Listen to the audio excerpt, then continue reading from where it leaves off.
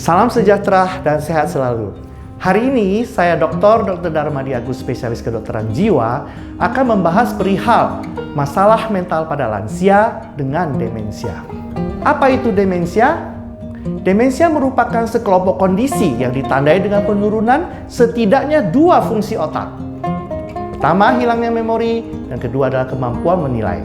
Pada umumnya, demensia terjadi pada lansia dan bukan proses penuaan yang normal. Bagaimana epidemiologi demensia? Menurut WHO, pada tahun 2019, demensia terjadi pada sekitar 50 juta orang di dunia dengan 10 juta kasus baru tiap tahun. Penyakit Alzheimer adalah salah satu kejadian yang paling banyak, yaitu sekitar 60-70% dari total kasus. Di Indonesia, terdapat sekitar 2 juta kasus per tahun. Apa gejala demensia? 1. Gangguan daya ingat. 2. Sulit fokus. 3. Sulit melakukan kegiatan yang familiar.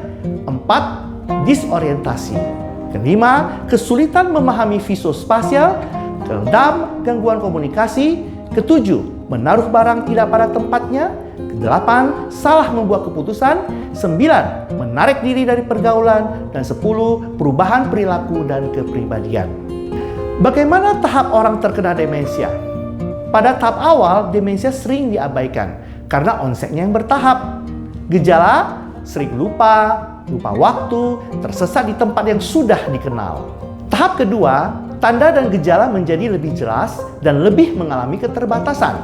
Gejala menjadi pelupa mengenai nama orang dan peristiwa terkini, tersesat di rumah, mengalami kesulitan dalam berkomunikasi, membutuhkan bantuan dan perawatan pribadi, mengalami perubahan perilaku, termasuk bertanya berulang-ulang.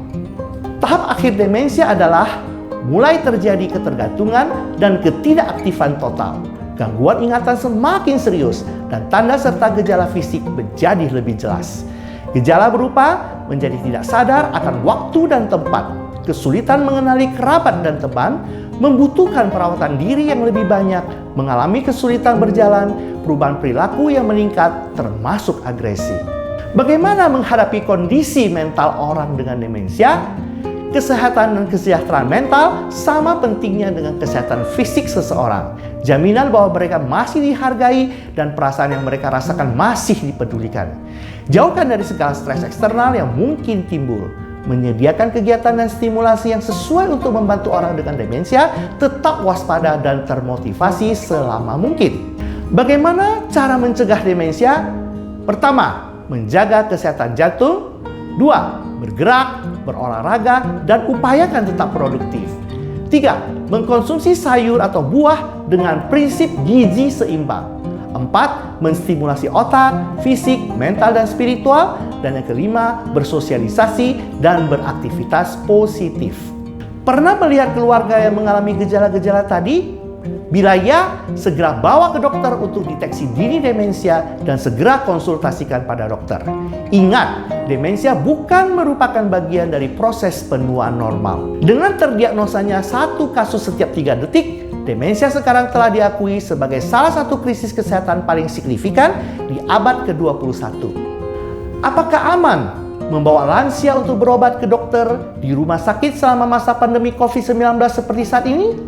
Tenang. Rumah sakit kami telah mematuhi aturan pemerintah dan WHO untuk pencegahan penularan virus COVID-19 dengan melaksanakan protokol kesehatan yang sesuai standar. Jadi, Bapak Ibu tidak perlu khawatir untuk datang berobat ke rumah sakit.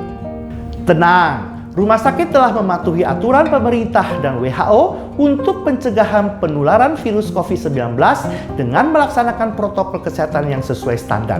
Jadi, Bapak Ibu tidak perlu khawatir untuk datang berobat ke rumah sakit. Protokol kesehatan yang diterapkan meliputi penyediaan tempat cuci tangan dan hand sanitizer, screening atau pengecekan suhu tubuh, pemisahan kelompok pasien dengan gejala tertentu, penerapan physical distancing di antrian pasien dan kursi tunggu. Rutin melakukan pembersihan rumah sakit dengan desinfektan, pembersihan pada setiap sudut ruangan, memastikan semua pengunjung sudah menggunakan masker dan semua petugas kesehatan sudah dilengkapi dengan APD sesuai standar. Jika Anda atau orang yang Anda kenal mengalami gejala-gejala tersebut, segeralah mencari pertolongan atau mencari terapi.